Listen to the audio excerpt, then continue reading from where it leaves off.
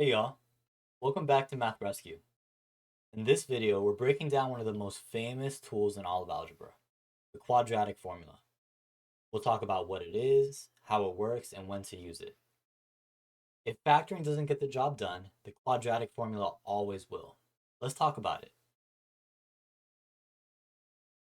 So we're going to solve this equation using the quadratic formula.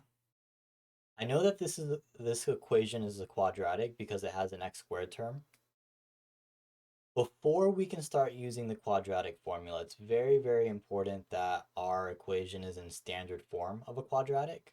That means we want the x squared term to be leading the equation. Then we want the x term to follow, and we want the constant term at the end. And all of that must be zeroed out. It has to be equal to 0. So if we take a look at the quadratic that we have, our x term is over here on the right-hand side, and it hasn't been zeroed out yet. My first step is actually going to be to take away 7x from both sides. When I do that, I get my quadratic into standard form.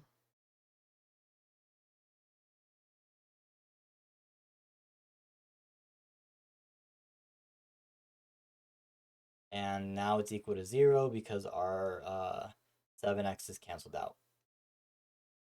From here, I can go ahead and grab my parameters. Now, when I say parameters, I'm talking about the a, b, and c values. So a is always touching the x squared term. A is 5. B is the coefficient on the x term. B equals -7. And C is our constant. We call it a constant because it doesn't have a variable on it. It's not going to vary. So now I'm all set to go ahead and start plugging into the quadratic formula.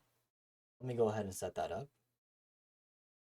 Get x equals -b plus or minus the square root of b squared minus 4ac all over 2a.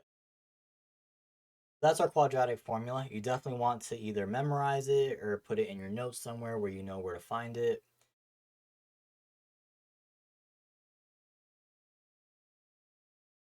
Highlight it, make it stand out.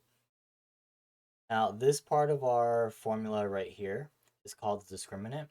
I'll make another video explaining why the discriminant stands out and why we teach it separately as well.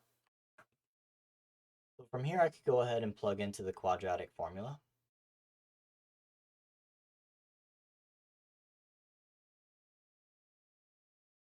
We get x equals -7 plus or minus the square root of -7 squared minus 4 times 5 times 3 all over 2 times 5. So from here, I could go ahead and simplify it. If you're lucky enough to be in a classroom where you can use a calculator, I definitely recommend the Desmo Scientific Calculator. It's awesome. It'll do pretty much this entire calculation very cleanly for you, and it's very easy to type in. If not, we can go ahead and do it by hand. So the double negative on the 7 is going to cause it to be positive. End up with +7 plus or minus square root.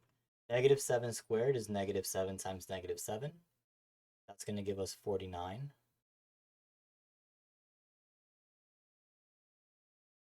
-4 times 5 times 3 is still going to be subtraction. That's going to give us -60.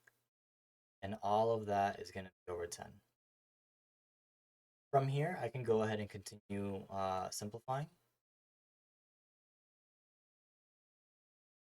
So we get 7 plus or minus square root of -11 all over 10. And here we have an exact answer that we could finish with. I'm Anja with Math Rescue.